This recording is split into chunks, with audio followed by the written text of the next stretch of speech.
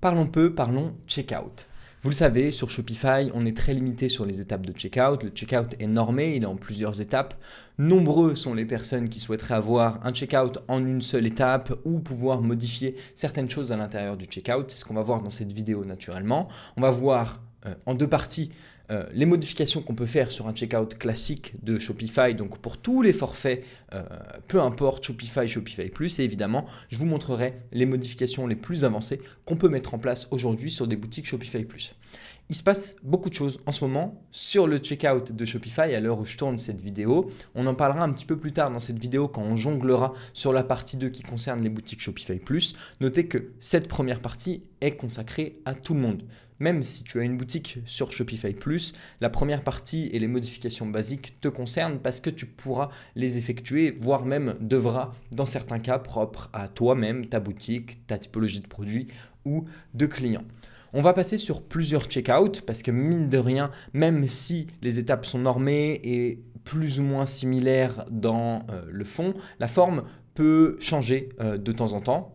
Ou dans la forme, le fond peut changer de temps en temps. Donc je vais m'appuyer sur 1, 2, 3, 4, 5, 6, 7, 7 checkouts si j'arrive à compter. Donc le premier qui est un checkout assez basique, quoique on a quand même ici des informations de livraison supplémentaires qu'on ne retrouve pas partout.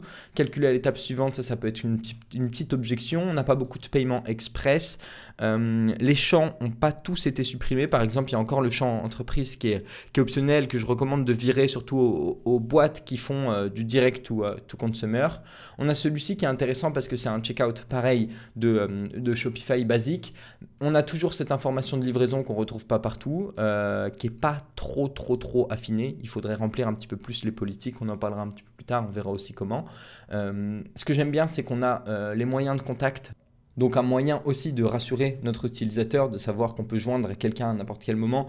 Franchement, ça fait du bien, ça peut être utile. Ça augmente pas forcément le nombre d'appels qu'on reçoit sur le téléphone, mais surtout pour les personnes au cas où on sait qu'on peut appeler quelqu'un et ça nous rassure. J'en parle dans d'autres vidéos.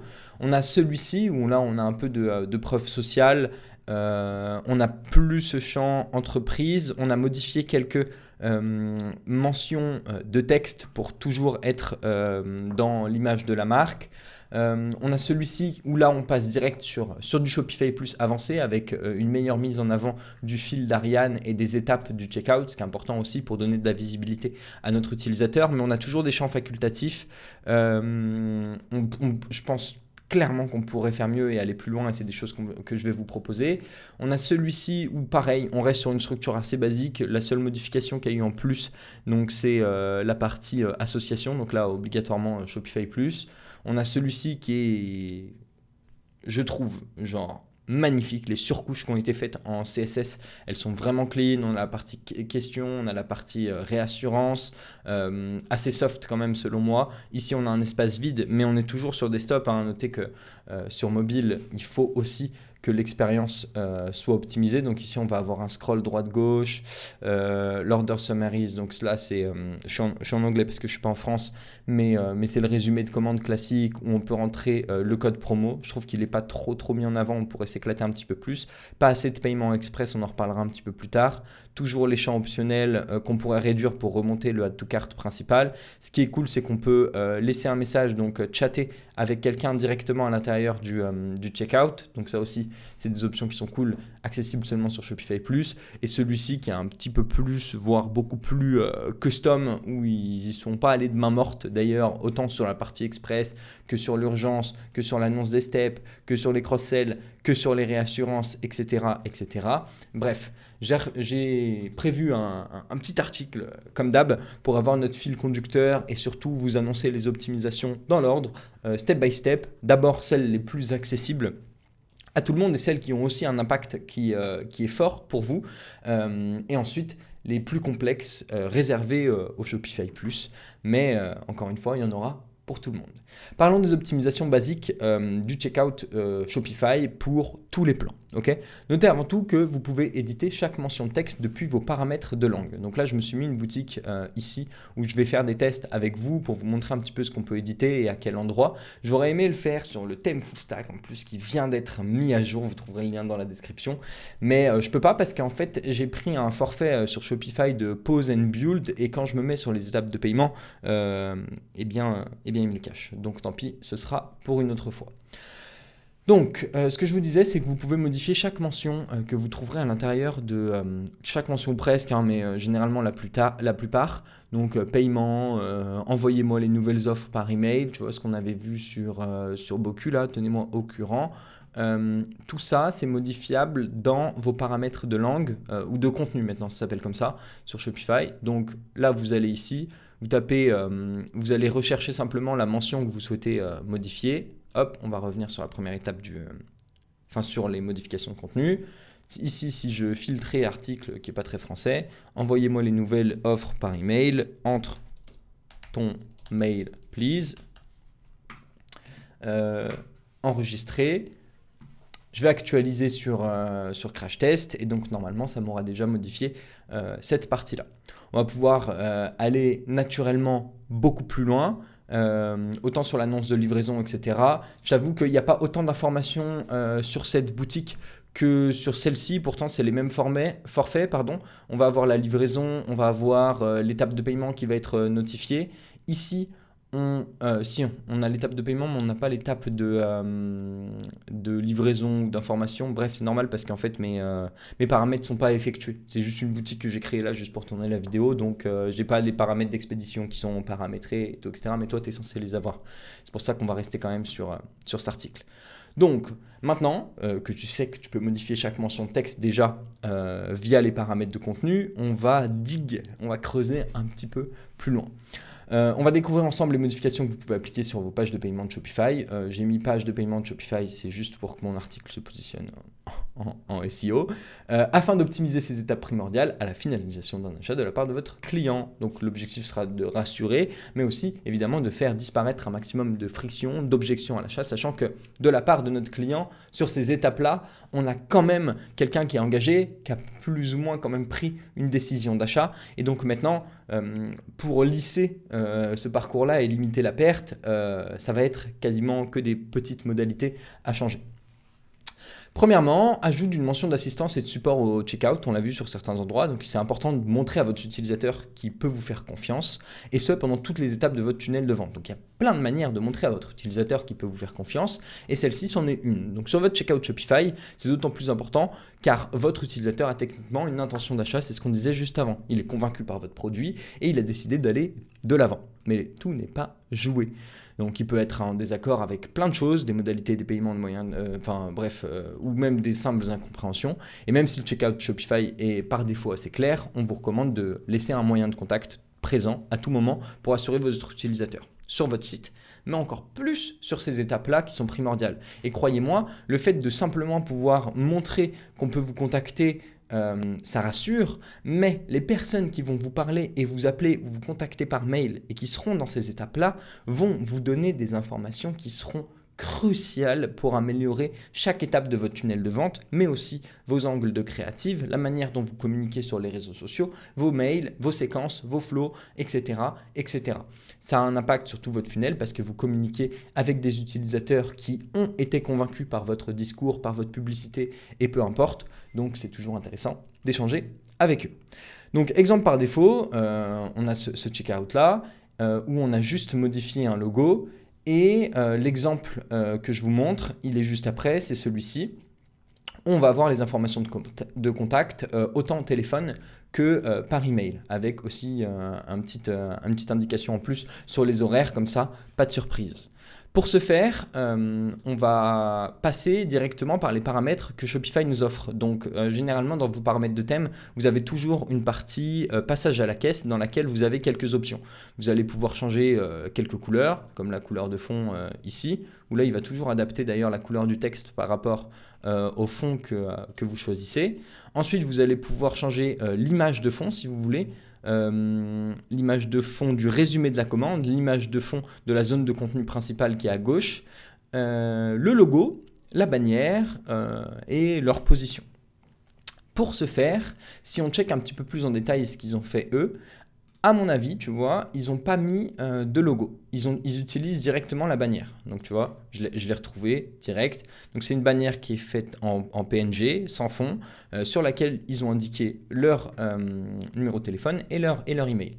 J'en ai fait une juste à côté, au format 1150 x 150. Vous pouvez aussi tester un format 1000 par 400. Il me semble que c'est ce que Shopify recommande. Donc, on va tester. Hop. Share, download, je vais la prendre en JPEG, en JPG parce que c'est un format qui est plus léger que le PNG, on fait gaffe. Je pourrais aussi aller l'optimiser, renommer l'image pour faire gaffe aussi au type de contenu que je mets sur ma boutique, mais pour l'instant on va faire comme ça. Donc là je vais mettre image de fond, et s'il ne me fait pas disparaître cette mention là, on va voir. Alors, j'enregistre. Ok, donc là je vois s'afficher en grand, peut-être qu'il va falloir que je change sa position, gauche, centre, je pense pas, parce qu'en fait tu vois, je vois toujours mon logo, alors que chez eux je le vois pas direct, donc là je vais juste supprimer et je vais tester en tant que logo, ok, hop, let's go, j'ai déjà changé en grand et en centre, je vais le remettre à gauche, hop, je vais enregistrer et donc techniquement j'aurai déjà passé ma première étape. Donc là, voilà, deployer avec les moyens de contact, autant numéro de téléphone que adresse email. Donc ça déjà c'est nickel, on voit ce que ça donne sur mobile au cas où. Et c'est pas mal, on a toutes nos informations, évidemment, couleur à adapter en fonction de votre charte graphique. Passons directement sur la suite. Je le mets juste en dessous, tu vois, le fait d'afficher un numéro de téléphone, c'est déjà quelque chose qu'on a testé, n'augmente pas significativement le nombre d'appels que vous allez recevoir. Par contre, il augmente le niveau de confiance en ayant la possibilité de contacter quelqu'un à tout moment. Comme je disais, on recommande quand même de traiter ces appels parce que vous obtiendrez des informations qui sont super importantes pour la suite. Ensuite, vous pouvez supprimer des champs optionnels sur le checkout de Shopify. Le fait de supprimer les champs de formulaire qui ne sont pas indispensables, ça vous permettra de remonter votre call to action principal, à savoir celui qui vous permet de passer aux étapes suivantes. Donc là, le champ entreprise qui est optionnel, vous pouvez simplement le virer. Pour ce faire, vous pouvez aller dans vos paramètres. Donc les paramètres sont accessibles en bas à gauche. Je vais supprimer cette petite barre là. J'ai un grand écran, je vais zoomer un petit peu. Donc là, les paramètres ils sont accessibles juste ici. Je vais aller dans page de paiement. Et ici, je vais trouver mes informations non entreprise qui est en facultatif et que je vais mettre ne pas inclure. D'ailleurs, c'est recommandé. Ok ? J'enregistre, évidemment, si vous faites du B2B, c'est autre chose, mais pour la plupart des personnes qui regarderont ce contenu, c'est pas le cas. Donc du coup, tant mieux, on clean un petit peu le nombre de fields et on passe à la suite. D'ailleurs, il me le laisse, je reviens en arrière, ok, il me le laisse, mais il ne va pas me le laisser pour longtemps, le temps que ça se mette à jour. Ensuite, solution de paiement rapide sur le checkout. PayPal, ça ne devrait pas être la seule solution de paiement express disponible sur votre boutique en ligne, même si elle est importante. À savoir que les solutions de paiement express qui s'affichent directement sur la première étape du checkout, elles vous permettent juste de passer à l'étape suivante et de zapper cette étape-là. Mais vous avez déjà les champs pré-remplis sur Google qui aident pas mal votre utilisateur parce que généralement tout le monde les utilise. On vous recommande quand même d'ajouter des solutions de paiement express, au moins 3, pas plus parce que vous, au risque du coup d'avoir les paiements express sur 2 lignes et donc de perdre de la hauteur et donc de faire reculer votre call to action principal. Mais parmi ces 3 solutions, ou 4, vous pouvez choisir Amazon Pay, Apple Pay, Google Pay, PayPal et ShopPay qui sera accessible seulement par ou via Shopify Payment. Mais sachez qu'aux États-Unis, par exemple, ShopPay, il y a des études qui montrent que c'est une solution qui est très utilisée, qui est de plus en plus répandue sur le monde de e-commerce au global et qui agit même comme un argument d'autorité. Parce qu'on l'a vu sur les boutiques en qui on a le plus confiance. Donc ça, c'est aussi quelque chose qui peut être intéressant sur ces solutions de paiement. Donc choisissez 3 à 4 solutions de paiement maximum pour qu'elles se positionnent sur la même ligne et un exemple avec toutes les solutions qui peuvent être écrites, insérées et disponibles sur votre boutique. Voici quelques stats trouvées dans cet article. Je vous ai mis un lien et je vous mettrai l'article global dans la description de cette vidéo. Pour ShopPay, donc ça vous donne aussi peut-être quelques insights à prendre pour Pour le reste, sachez qu'il n'y a pas de généralité, mais on comprend quand même qu'on arrive à aller beaucoup plus vite dans ces étapes de checkout et on a envie de comprendre en moyenne combien.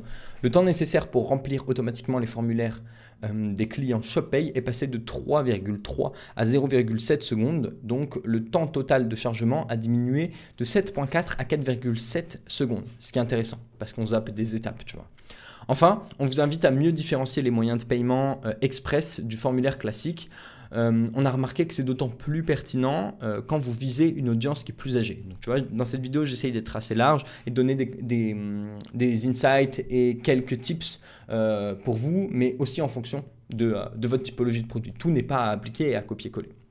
Donc d'habitude, sur le checkout de Shopify, on a les solutions de paiement express que je n'ai pas sur ce checkout-là parce qu'il n'y a rien qui est paramétré. Mais par exemple, ici, on a les paiements express ou ce qui peut être intéressant via les paramètres de langue, c'est de modifier ce « ou » parce qu'on a plusieurs objections de personnes qui ne comprennent pas la différence entre le paiement express et le reste. Et encore une fois, notre rôle, c'est de les éclairer au mieux. Donc un exemple en ayant modifié le « ou », donc là on a le paiement express ou ci-dessous par carte bancaire. Ajout de réassurance sur votre checkout de Shopify. Donc sachez qu'on n'a pas des grosses réassurances comme on le trouvera sur ce checkout-là, parce qu'on n'est pas en Shopify Plus, mais on peut déjà faire un petit truc, c'est-à-dire qu'on peut retourner dans nos paramètres de langue et modifier paiement vers paiement sécurisé, qui est un truc classique, on va dire, du e-commerce au global, mais qui a son impact, encore une fois. C'est des petits trucs, c'est des petits quick wins qu'on ne peut pas tester parce qu'on ne peut pas mener d'A/B test aujourd'hui sur des Shopify classiques. On parlera d'A/B test un petit peu plus tard parce que c'est le cas sur des Shopify Plus vu qu'on a accès aux fichiers et qu'on va pouvoir modifier des scripts. Mais pour l'instant, on ne peut pas. Donc, on vous recommande de modifier les boutons qui contiennent paiement au checkout vers paiement sécurisé et même dans l'étape qui est présente dans le fil d'Ariane, d'inscrire paiement sécurisé. Concernant les détails de livraison, ce qui peut être intéressant, c'est de remplir vos pages de politique d'expédition à l'intérieur des politiques, des paramètres de Shopify. Donc là, vous avez un onglet politique. Au lieu d'écrire vos politiques de n'importe quoi, de retour, remboursement, confidentialité, conseil d'utilisation, etc., via les pages de Shopify comme c'était possible avant. Sachez que maintenant cet onglet est disponible, ça fait quand même un moment, mais au cas où je vous le dis, parce que si vous le faites depuis ici, vous allez pouvoir avoir cet encart et cette petite bulle qui va s'afficher à côté de la livraison pour ouvrir plus d'informations sur les paramètres de livraison. C'est d'autant plus important si vous avez des conditions sur ces livraisons-là, si vous avez des clients ou des utilisateurs même de manière générale qui viennent d'autres pays et pour lesquels les frais peuvent varier, et au moins toutes les informations dont l'utilisateur pourrait potentiellement avoir besoin sont présentes sur cette page et on évite encore une fois la friction. Ce que j'aime bien, c'est la manière dont ça a été fait ici parce que c'est bien espacé, on comprend très vite, c'est très clair. Là où peut-être, si je reviens en arrière sur celui-ci, il me semble que... non, je ne l'ai plus. Ok, peut-être que je l'avais sur une autre, on va voir ce que ça donne là. Voilà, ici c'est imbouffable. Ce qui est dommage parce qu'en fait chaque variable de ce checkout a du sens, devrait être prise en considération.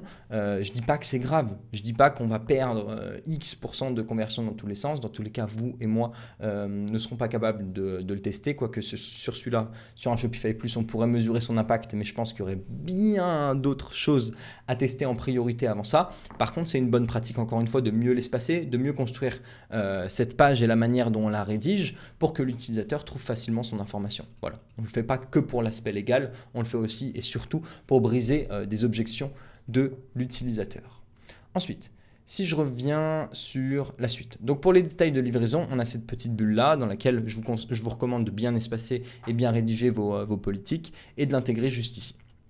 Ensuite, en bonus, pour la livraison offerte, si vous offrez la livraison tout le temps, sans montant minimum, parce que ce que je vais vous proposer sera fixe et donc on pourrait créer des problèmes de cohérence globale dans le funnel, eh bien je vous conseille de remplacer la mention livraison calculée à l'étape suivante par livraison gratuite. Au moins, pas de friction, pas de mauvaise surprise à l'étape d'après. ou alors pas de je sais pas ce qui va se passer. Voilà, la seule réflexion que l'utilisateur doit avoir, c'est où est-ce que je dois cliquer pour passer à la suite. S'il se pose d'autres questions, vous devez être capable d'aller les déceler et d'y répondre. Je sais, ces changements sont peut-être pas ce que vous espérez. On pourrait aller beaucoup plus loin, c'est ce que je vais vous montrer dans les étapes suivantes, mais c'est lié aux limites que Shopify nous impose. Sachez maintenant qu'en ayant la main sur le contenu, sur ce visuel de bannière, sur vos couleurs par exemple, et sur le reste, vous pouvez potentiellement avoir d'autres idées qui découlent de vos propres problématiques. Malheureusement, depuis quelques années, les solutions externes de checkout en un clic sur Shopify ont été bannies car elles permettaient de détourner les frais par achat appliqués par Shopify. Shopify a sorti là récemment un nouveau checkout en one page, Shopify Extensis, bref, je ne sais plus comment il s'appelle, accessible seulement aux boutiques Shopify Plus.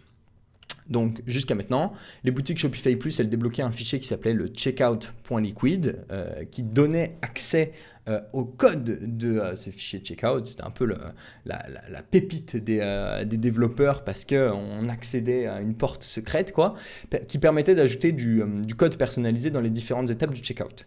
Même s'il est déjà possible de jongler sur le nouveau, petite faute d'orthographe, Thomas, je note, checkout de Shopify, le fichier Checkout Liquid sera abandonné et disparaîtra pour tout le monde à partir du 13 août 2024. Ce qui nous laisse un peu de temps, du temps dans lequel je vais vous montrer ce qui va se passer et ce qu'on peut faire aujourd'hui sur checkout.liquid. Et puis, je ferai une vidéo peut-être le 13 août 2024 pour parler de ce qu'on peut faire aujourd'hui sur Checkout Extensibility, là, sachant qu'on n'aura plus la possibilité, je le sais déjà parce qu'on l'a testé, d'ajouter du code personnalisé sur les étapes, ce qui risque d'être assez dérangeant pour certaines marques avec lesquelles on a déjà fait des A/B tests sur le checkout qui ont été validés et qui apportent de la valeur à la boîte. Mais ce code et ces encarts de code seront remplacés par des applications, de nouvelles applications Shopify qui ont accès à ce nouveau checkout et qui ne marchent d'ailleurs que sur ce nouveau checkout.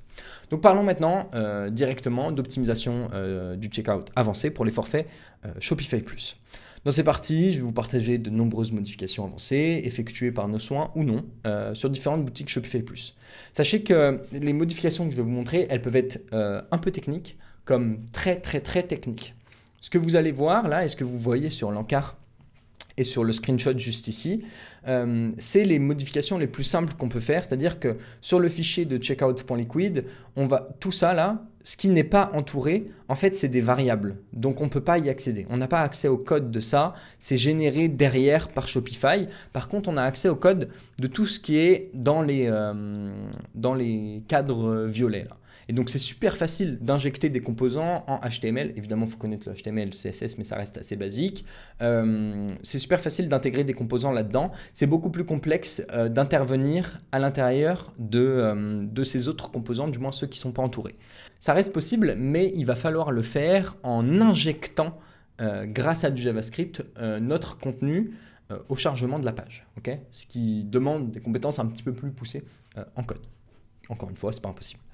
Donc, premièrement, le gros avantage de Shopify Plus, c'est qu'on va avoir la possibilité de lancer des A/B tests sur le checkout. Okay, en dehors de Shopify Plus, il n'est pas possible de mener des tests sur les étapes de checkout parce qu'on ne peut pas injecter du script à l'intérieur des étapes de checkout.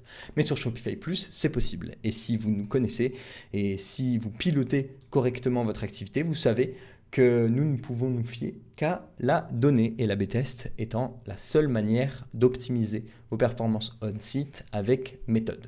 Donc c'est exactement ce qu'on fait dans l'agence tous les jours. On accompagne plusieurs clients dans l'optimisation de leur boutique e-commerce, de leur performance de manière générale, que ce soit le taux de conversion découpé en plusieurs événements, que ce soit le lead, l'add to cart, etc., parce que tout peut être une action de conversion, chaque clic, l'AOV, la LTV, etc., en fonction de vos besoins. Et on le fait, du moins on le mesure et on donne du sens à tout ça grâce aux A/B tests, à savoir au split de trafic. J'ai plein de vidéos qui parlent de ça sur le sujet. Et évidemment, si vous souhaitez en parler, vous pouvez réserver un appel juste en bas dans la description de cette vidéo.